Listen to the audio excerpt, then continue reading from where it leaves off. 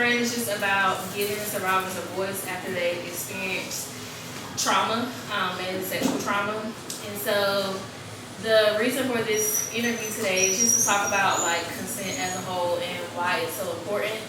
And I think one of the things that I like to acknowledge is that consent is not just geared towards like sexual encounters. So one of my favorite examples is like kids. We should be teaching kids about consent so that they can grow up and be decent people in the world. And so today I wanted to bring my oldest childhood friend, Courtney, to this space just to kind of talk about her experience being a therapist and how she incorporates consent into her work. So I'll let Courtney go ahead and introduce herself and her credentials. Hi, my name is Courtney Owens. I'm a licensed clinical social worker, and I am the owner of Clarity Code Counseling. Alright, so as I said before, I met Courtney in the 2nd grade, so we've had a lot of life that we've experienced separate and together, so this first interview is really important and special to me, that I get to share this space with her. Another thing about me is that I'm currently in the MSW program at Central, getting my master's in social work, and I also have aspirations to be licensed. And Courtney is a big reason for that because she pretty much convinced me that I should just go ahead and get this degree because I was born a social worker. And we just learned that through our life experiences, we've pretty much had to be the person in our family that holds shit together. So it's just like kind of like a calling that was already on our life without our consent.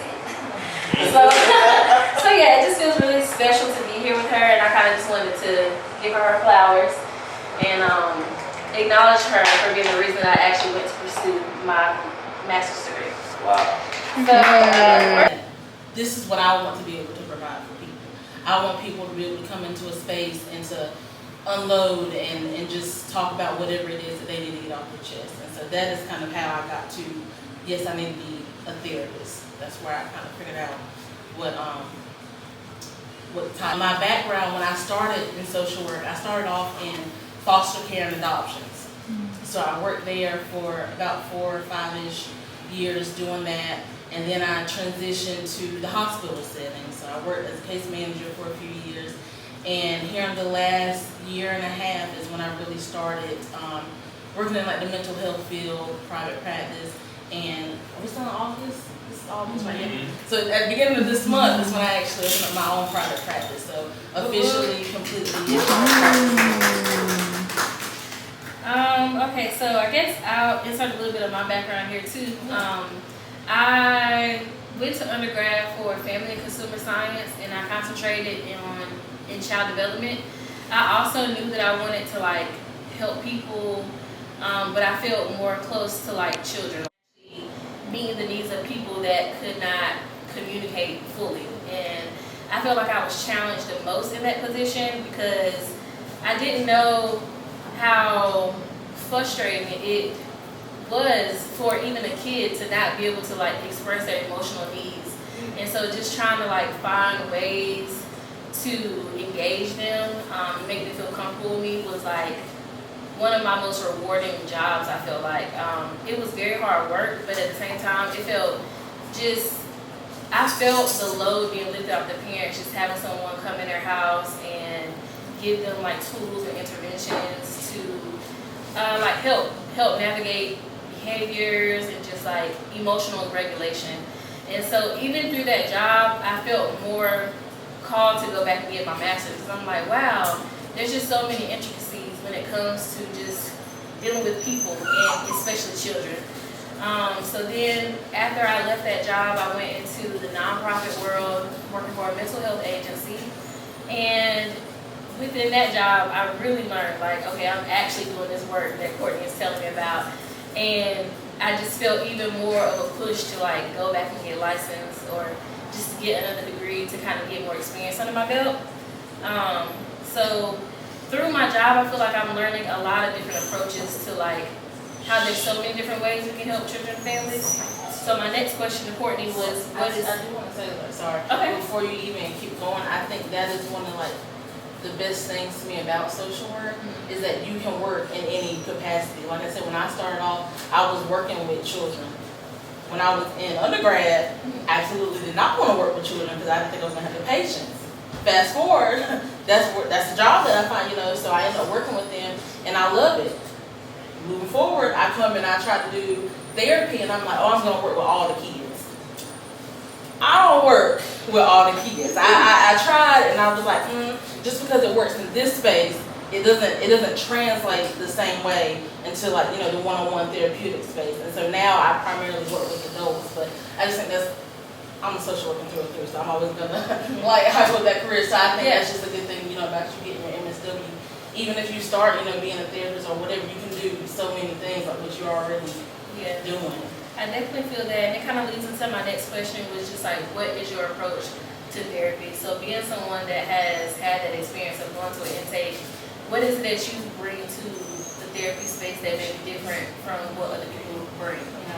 So the way that I approach therapy, I will say there's a theory, a relational theory, and basically it focuses on building relationships, mainly through rapport. So for me personally, I'm very big on building rapport with my clients and self-disclosure. And some therapists, yes, some therapists no with self-disclosure. Me personally, I'm a queer, black, neurodivergent woman. A lot of my clients are people of color, queer, neurodivergent also.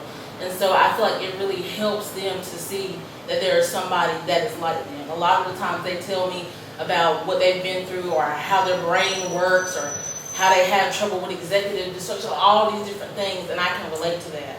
And so I let them know, and I feel like that is something that helps me build rapport. It also, in looking at the relational theory that I use in building our relationship, I show them how we set boundaries. So I set boundaries with them, and then I also in turn expect them to set boundaries with me. So the way I look at it is the client is always the expert in their own situation. So you're not going to come into my office and I'm going to tell you, oh, you need to do X, Y, Z to solve this problem. That might not work. Or you might be like, you know what, I hear you, sounds like a good idea. I'm not comfortable with that and I'm not going to do it. And that's okay. And so I think, having them to be able to set those boundaries in that space also helps to empower them to then go out and set boundaries with their mom, with their dad, with their boyfriend. Because that is what I'm sure a lot of us struggle with, is setting boundaries with people. What I also like to use is psychodynamic theory, which basically is everything comes from something. So, if you have some fear of something, where did that come from? What happened in your childhood that kind of brought you to that fear? You don't just wake up and have this fear that we can't explain. And so we do a lot of digging, essentially, into your past experiences to see how it has shaped you into the adult or teenager that you kind of are now. Another theory that I like to use is we use a lot of collaborative problem solving. So like I said, I'm a social worker. I started off doing case management, so I set goals, I fix problems. That's just part of my nature. That's what I do at work. That's what I do with my family. And so in the therapy space, what I like to do is we collaborate. We solve problems together. I don't want you to just feel like you're just coming in and just venting and then nothing happens. We're venting, but then we're also, okay, so how do we fix this? Or how do we make this easier? Because everything's not physical, but how do we make this easier so that way I can function the way that I need to function? And so that is where I kind of go back to building rapport and letting the client feel empowered, because I'm not solving your problems. And I tell people that in the intake session. If you think you're coming here for me to tell you what to do, I'm not going to tell you what to do. You are going to figure out what you want to do, and you're going to tell yourself what to do. I might guide you, I might kind of give you my opinion or insight, but I'm not fixing your problems for you. We're going to do it together. Okay.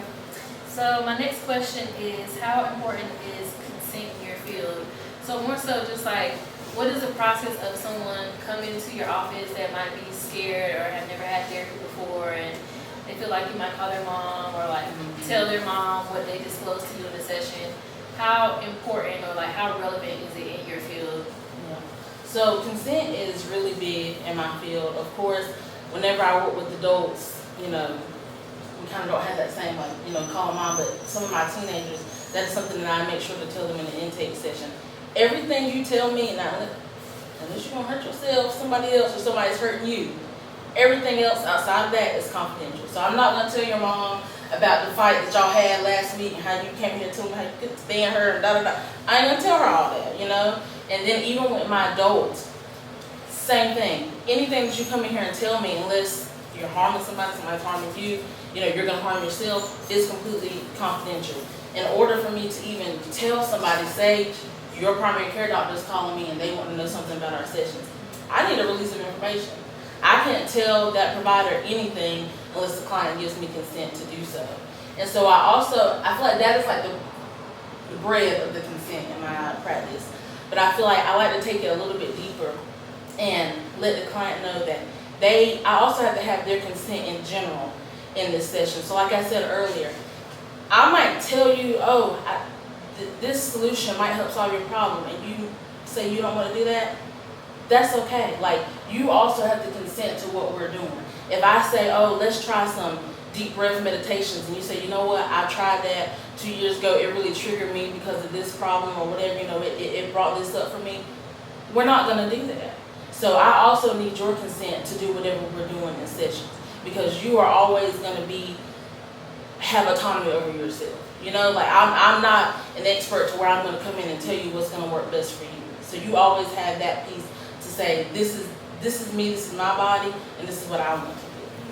Yeah, I really appreciate that approach, because I actually remember being an undergrad and being in a group therapy space.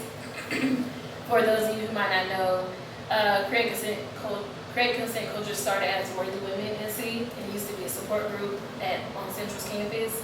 And I remember the therapist that was over that group would always try like different group activities with us, and it would be like coloring, or like get with a partner, or like taking deep breaths, or 5 things that you hear, see, smell.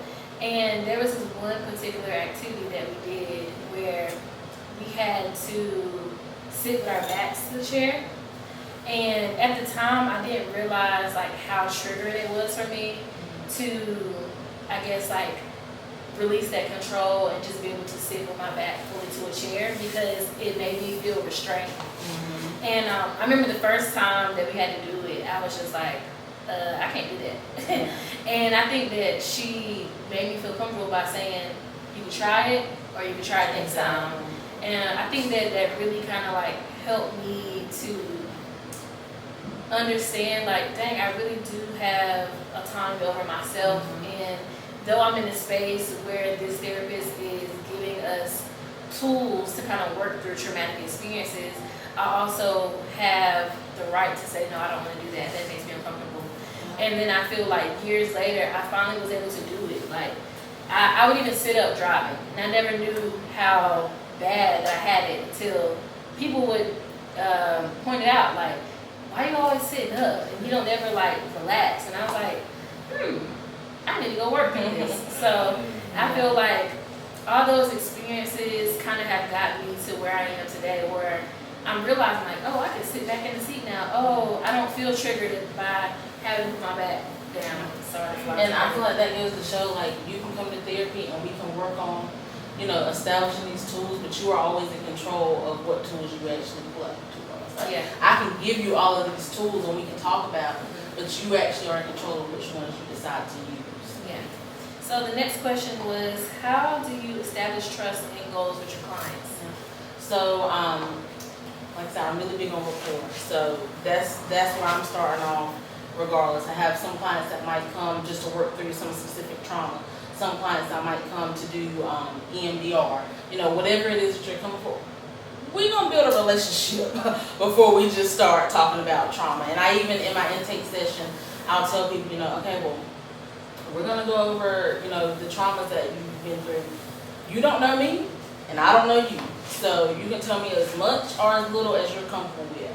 And, the expectation is that eventually we will work towards building a relationship, and you will feel comfortable to tell me those things. But I understand that it takes time. So I do a lot of getting to know them, And then, like I said, I'm really big on self-disclosure. So they also get to know me. They know about my wife. They know about the dog. They know a lot of stuff. And so I feel like that helps in building that rapport. And then the way that I create goals, so usually in the second session is when we'll start working on goal planning. And then again, I go back to the consent. We're doing this together. So you might be coming to therapy for 1, 2, 3, and I think ABC is gonna solve. Like I think, oh, the goal should be this. You might be like, I like C, but I really want E and F, and I want all these other, goals. And that's okay too. Like you are in control. You tell me what you want your goals to be. So we do a lot of collaborating together. I don't ever make a treatment plan without asking my clients what they want their goals to be. Because I might think you need to work on your depression, and you might think that, well, no, I need to work on this traumatic thing that happened to me yesterday at work. So. Okay. I think I was speaking of, so the next question was, how do you practice consent with your clients? I feel like you kind of answered that, but what kind of came to mind at this point is, if you've ever had an experience where you had a client that didn't maybe agree with the advice that you were given or the diagnosis that you gave, and just kind of like, what was that process like, or how did you talk through that disagreement? Yeah, and I think in a way that happens, I don't say often, but it happens a decent amount. And I won't even say it's that it's a disagreement, but it might be like, that sounds good, but I don't think that's for me. And so one of the things that I'm thinking about recently, I had a client, and I was like, well, you know what? Let's do some deep breathing. I was actually talking about doing meditation, and she was like, I don't want to do that. And I was like, okay, that's cool. And so I was just like, out of curiosity, what is it about that, that you are open to doing this? Then she went on to tell me about a previous therapist that she had that did something that essentially put a bad taste around that type of tool. And so we kind of talked through that a little bit, and together we were like, you know what? The way that therapist went about using meditation as a resource wasn't helpful for you. We can look at how we can still use meditation, but we can make it to where it is more helpful and you have more control of it. So instead of me saying, hey, go do this hour-long meditation in your room by yourself with all the lights off, instead it was like, we can do something and we can do it together. We can do it in a session together, and at any time if you're not comfortable, you tell me to stop and we stop and And so I think that's kind of how we work through some of those issues. It's just talking about them. Like I said, sometimes they'll be like, no, I don't want to do that.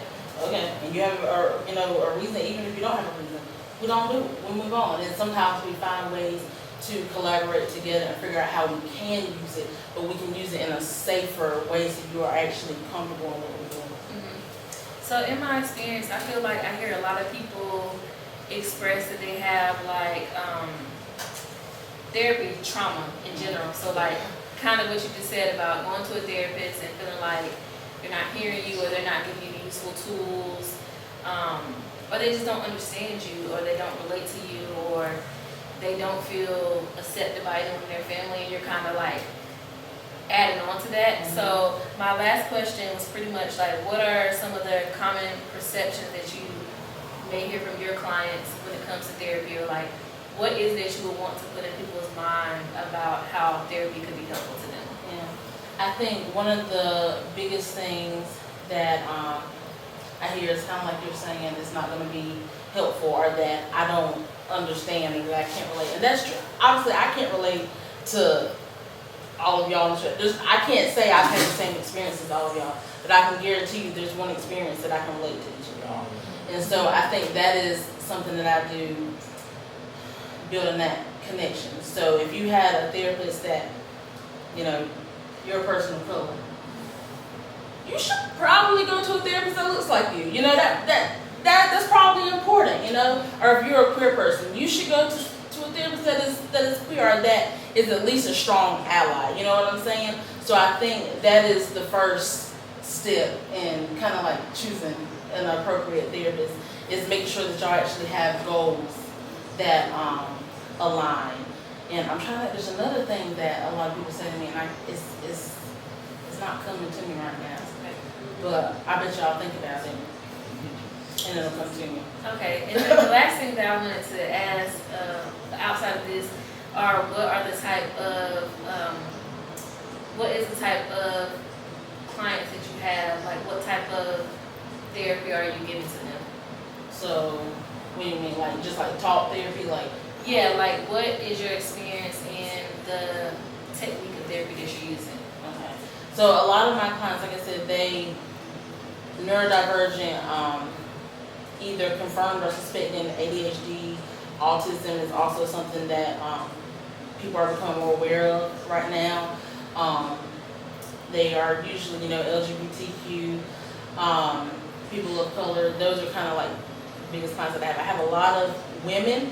I also do couples therapy, somewhat, couples be coupling, okay? So I think my specialty probably is more so individual therapy, and usually I do. Right now I'm kind of in like the early 20s age group, but I also see like kind of like late teens, kind of that area of life. But then I also have some 40, 50, 60 some year olds. So my age group is kind of all over the place. So I say a bulk of my clients are in the 20s. The approaches that I use, kind of like the theories that I talked about earlier, a lot of it is just kind of traditional talk therapy. Come in and we talk to each other.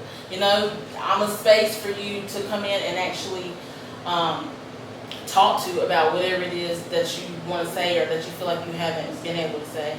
Also, I'm specialized in EMDR, which is type of eye movement, basically that works through like depression, anxiety, trauma, and I think that's an approach that's really good for people that aren't good at talking about their feelings. Because if you think about the neurodivergent community, we're very good at overthinking. I don't know how many of y'all can relate, but we're very good at thinking and understanding the logic. But if I ask you how you feel, now you don't know what to say. And so I say that a lot. I'll be like, oh, how do you feel? Oh, why? And they'll be like, well, I did this and I did that. And I'm like, I said, how do you feel about it? And so I think EMDR is a good tool to use, because there's so much that you process internally. You're not having to actually say a lot back to me. But yeah, that's traditional. We just talk to each other. Okay. That's all the questions I had today. I wanted to open up to everybody else to see if y'all had questions, but before that, I just wanted to thank you for taking the time to have this conversation with me, and just to say that this is what this space is all about. Like I started this whole idea from reading a book from the perspective of a sex therapist, and how many people came to her not even just about sex and sex issues, but just like problems with communication, with looking at someone in the eyes, with telling someone that they've crossed a boundary of yours. And so while I know that this was difficult for me and you, being very shy people, I really appreciate your approach to just therapy in general. So I just wanted to thank you for being here. I thank you for inviting me. And I feel like also that, it made me think, like, even when you say like a sex therapist and you talk about having like trouble with sex, trouble with intimacy, how often is it just that? Like I feel like that even goes back to like that psychodynamic approach. Like there's a reason why you have trouble with those things. So. Yeah, I was just curious, like how often you come across people that you work with that don't understand the concept of self-autonomy, or like of autonomy in general, and consent. Because I find, like, I don't know, just in my own journey, I feel like I've had to do a lot of extra work as an adult to understand it from a different perspective, and I feel like so many of us have a lack of education around it. And so I was just curious if that, if you find people that I would say almost every adult that I have worked with in some capacity struggles with that. And what I have actually found is that the teenagers are more aware of that usually than the adults are. Now, teenagers have a harder time doing it. Teenagers living with their parents, but I feel like they are more self-aware of that. With the adults, a lot of times we're starting what I like to call baby boundaries. We're starting very, very basic, like, they're like, oh, well, my dad called me and I don't really want to talk to him, and so I answered the phone. Why did you answer the phone? You know, like we're starting like that basic, like ping pong, block, I don't like whatever you need to do. Like so that is all everybody, including me. Yeah. Anybody else have questions? Craig? Do you have any thoughts or suggestions on like accessibility? I know oftentimes there could be like long waits to see a therapist, or things could be cost prohibitive for people. Are there any thoughts on like accessibility for therapy? Are any limitations for seeing someone who may not be licensed, but may offer just counseling or just be someone to talk to versus a licensed therapist? So I think you know, if you have someone that you relate to, you're comfortable with, and if you see someone they're not licensed, then that could be a good thing. I think just being mindful of the fact, you know, that they're not licensed. I know, like, especially right now, there's a lot of life coaches. That's kind of a popular thing. And I think that can be helpful because just like me, I had to go to school because I had to go to school essentially for the sake of a piece of paper. That didn't actually do so much to change, you know, my experience and the fact that I've always kind of done this. So I think that can be a tool for people that, you know, don't have accessibility to traditional therapy. I also feel like something that a lot of therapists do, which I even do in my own practice, is offer like sliding scales. So of course I have clients that may have insurance, they may quit a job, and they lose their insurance. They do very low sometimes sliding scales. I also offer a few pro bono slots. So I think finding therapists that offer that, and even if you reach out to a therapist and they are full, seeing if they have any colleagues that they recommend. Of course, you have sites like Alma, Headwell. There are different spaces that as therapy is becoming more popular in a sense. There are different resources to be able to help connect you. Another thing that is also helpful for people that can't afford a lot is interns. So like how it is in school, there will be people that are working on becoming fully licensed, and they usually offer free or very low slots. Thank you. So as a healer, how do you work on observing versus absorbing? You know what I'm saying? That's a good one. I go see my therapist. That's a real When I first started doing social work, I wanted to help fix, change everybody in the world. It's gonna change the world. I had to slowly realize I can't actually change the whole world. So I think even in doing like the one-on-one therapy, I've had to really learn to not take on other people's journey.